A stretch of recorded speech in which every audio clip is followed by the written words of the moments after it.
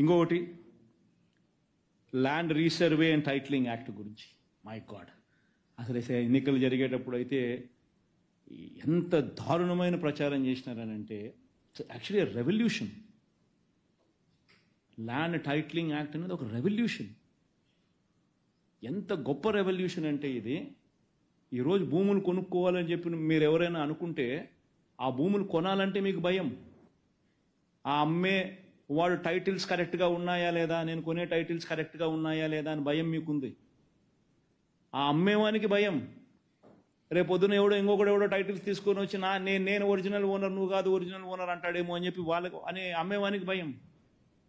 మొట్టమొదటిసారిగా land titling act ద్వారా state government guarantee ఇస్తూ ఉంది, స్టేట్ గవర్నమెంట్ ఇన్సూరెన్స్ ఇస్తూ ఉంది.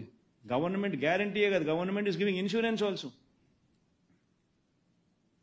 కొనేవానికి అమ్మేవానికి స్టేట్ గవర్నమెంట్ గ్యారంటీ ఇస్తూ ఉంది. నీ టైటిల్స్ నేను భరోసా అని, అంటే నీ టైటిల్స్ను వెరిఫై చేసి, నీ టైటిల్స్ను గవర్నమెంట్ వెరిఫై చేసి, నీ కోసం అని చెప్పి రాళ్ళు, సరిహద్దు రాళ్ళు నువ్వు చూపించిన చోట గవర్నమెంట్ పెట్టి, నీ కోసం ఫ్రీగా గవర్నమెంటు ప్రతి గ్రామ సచివాలయంలో ఒక సర్వేయర్ను నియమించి 15,000 మంది సర్వేయర్లను నియమించి 4 ఏళ్ల ప్రక్రియలో 4 ఏళ్ల కార్యక్రమం ఇది. 4 ఏళ్లలో గవర్నమెంట్ వుడ్ బి స్పెండింగ్ 2,000 కోట్ల పైచిలుకు on survey equipment, on surveyors salaries, on the stones. నీ కోసం పాతుతా ఉన్న ఈ స్టోన్స్ గవర్నమెంట్ సర్వే చేసి, నువ్వు చూపించిన సరిహద్దుల్లో సరిహద్దురాలు నీ కోసం గవర్నమెంట్ నాటించి, నీ కోసం గవర్నమెంట్ సర్వే చేసి నీకు ఆ డాక్యుమెంట్స్ ఇస్తూ ఉంది. నీ డాక్యుమెంట్స్ గవర్నమెంట్ గ్యారంటీ ఇస్తూ ఉంది. నీకు భరోసాగా గవర్నమెంట్ నిలబడతా ఉంది. That is land titling act. అని ఏమేమో ప్రజలలో అపోహలు క్రియేట్ చేసి, దాన్ని నాశనం చేసి, చివరికి దాని గురించి దుష్ప్రచారం చేసి, ఆ దుష్ప్రచారం నుంచి బయట పడలేక దాన్ని ల్యాండ్ టైటిలింగ్ యాక్ట్ను అసెంబ్లీలో క్యాన్సిల్ చేసినారు. అసెంబ్లీలో తీర్మానం చేసి రద్దు చేసినారు. రద్దు చేస్తానే కేంద్ర ప్రభుత్వం అనింది, రివర్స్ అనింది. కేంద్ర ప్రభుత్వం అనింది, ఎవరైతే ల్యాండ్ రిఫార్మ్స్కు సంబంధించి reforms in land administration and management గురించి ఎవరైతే అడుగులు ముందుకు వేస్తారో వాళ్లకు central government is incentivizing, giving them 50-year loan, interest-free loans, giving them 50 years interest-free loans for capital expenditure అని బడ్జెట్లో నిన్న కేంద్ర ప్రభుత్వం ఫైనాన్స్ మినిస్టర్ చదివింది. ఈరోజు వాళ్ళకి ఇన్సెంటివ్స్ రావాలనంటే జగన్ చేసిన ఈ రిపోర్ట్ అంతా చూపించుకుంటే తప్ప నుంచి వాళ్ళకి ఇన్సెంటివ్స్ రావు.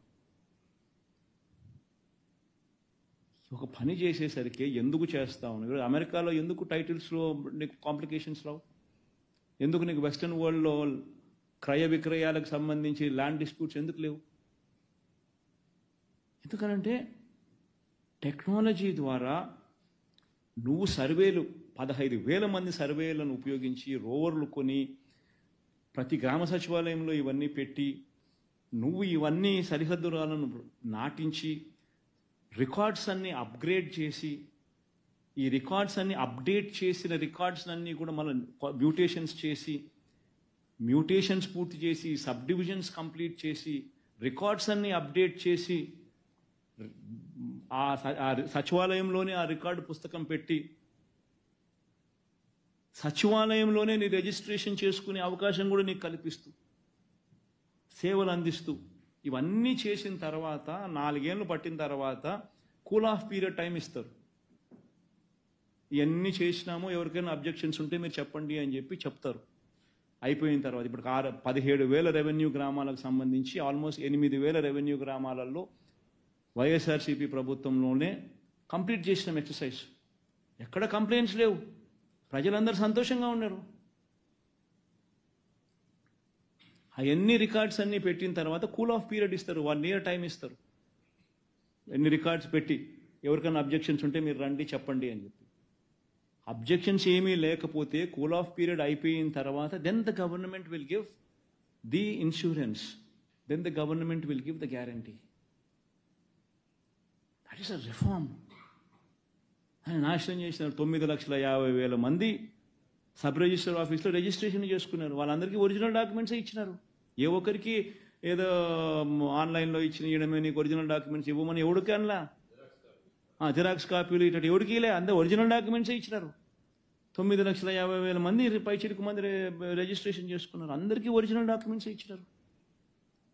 అపోహలు క్రియేట్ చేసి ఒక మంచి కార్యక్రమాన్ని రూయిన్ చేసి ఏం సాధిస్తున్నారు?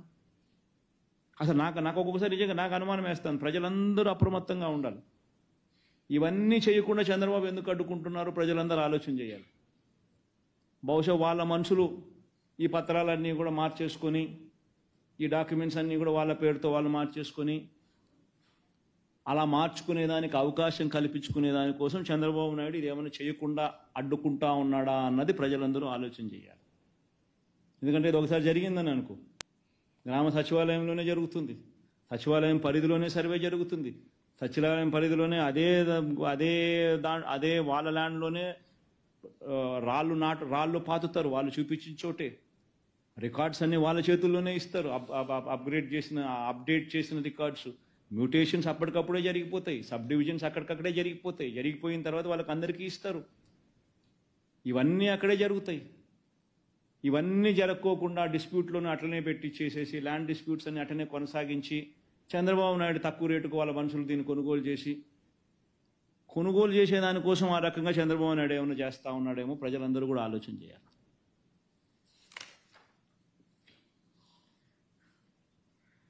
అసలు భూముల విషయంలో ఎన్ని అబద్ధాలు ఎన్ని అవాస్తవాలు చెప్పాడు అని అంటే, నిజంగా దశాబ్దాల తరబడి పరిష్కారం కాని సమస్యలు వైఎస్ఆర్సీపీ ప్రభుత్వంలో పరిష్కారం అయ్యాయి. అసైన్డ్ భూముల విషయంలో అయితేనేమి, షరతులు గల భూముల విషయంలో అయితేనేమి, చుక్కల భూముల విషయంలో అయితేనేమి, రైతులు నానా ఇబ్బందులు పూర్తిగా పడిన పరిస్థితుల్లో వైఎస్ఆర్సీపీ ప్రభుత్వం వచ్చిన తర్వాత మేలు చేసింది. 97,000కు పైగా కుటుంబాలకు చెందిన 2,06,171 ఎకరాలకు సంబంధించిన చుక్కల భూములను వాళ్లకు పూర్తి హక్కులు కల్పిస్తూ చంద్రబాబు నాయుడు ప్రభుత్వం ఒకే ఒక మెమోతో 22A పెట్టి ప్రాహిబిటెడ్ కేటగిరీలో పెడితే రిలీజ్ చేసింది. దీనివల్ల 97,000 మందికి మేలు జరిగింది, కుటుంబాలకు మేలు జరిగింది. 2,06,000 ఎకరాలకు సంబంధించిన చుక్కల భూములు, 22,000 మంది రైతులకు సంబంధించి 35,000 ఎకరాలపై షరతుల గల భూముల పేరుతో చంద్రబాబు నాయుడు 22A పెట్టాడు. మన ఆవనగడ్డ ఈ ప్రాంతానికంతా ఆ ప్రాంతానికంతా పోయి చూస్తే ఇదే ప్రాబ్లం. 35,000 ఎకరాలకు పైగా షరతులు 22,000 మంది రైతులకు సంబంధించి షరతులు గల భూములపై తాను ఆంక్షలు పెడితే వాటిని తొలగించి ఆ రైతులకు మంచి చేస్తే కరప్షన్ అంటాడు ఈ మనిషి. 20 ఏళ్ల అసైన్మెంట్ పూర్తయిపోయిన భూములు, 20 ఏళ్ల అసైన్మెంట్ పూర్తయిపోయిన 15,21,160 మంది రైతులకు, దళితులకు, పేదలకు అసైన్డ్ భూములు 20 ఏళ్ళు పూర్తయిపోయిన వాళ్లకు 15,21,000 మందికి 27,41,000 ఎకరాలకు సంబంధించిన అసైన్డ్ భూములపై సంపూర్ణ హక్కులు కల్పిస్తే దాంట్లో కరప్షన్ అంటాడు. వాళ్ళ భూములు అట్లనే ఉండాల, వాళ్ళ భూములు వాళ్ళు అమ్ముకునే స్వేచ్ఛ వాళ్ళకి ఎప్పుడూ ఉండకూడదు. అలా వాళ్ళకి అమ్ముకునే స్వేచ్ఛ లేనప్పుడు నువ్వు తక్కువ రేటుకు వాళ్ళ దగ్గర నుంచి తీసుకోవాలి. దీన్ని దుర్మార్గం అంటారా? లేదా 20 ఏళ్ళు పూర్తయిపోయిన ఆ దళితుడికి మంచి జరగాలని, లేదా 20 ఏళ్ళు పూర్తయిపోయిన ఆ పేదవాడికి మంచి జరగాలని 20 ఏళ్ల తర్వాత నీ భూమిని నీ ఇష్టానుసారంగా నువ్వు కావాలంటే అమ్ముకోవచ్చు. ఆ రైట్ నీకే వస్తుంది, నీ కుటుంబానికే వస్తుంది అని చెప్పి చెప్పడం అది న్యాయమా?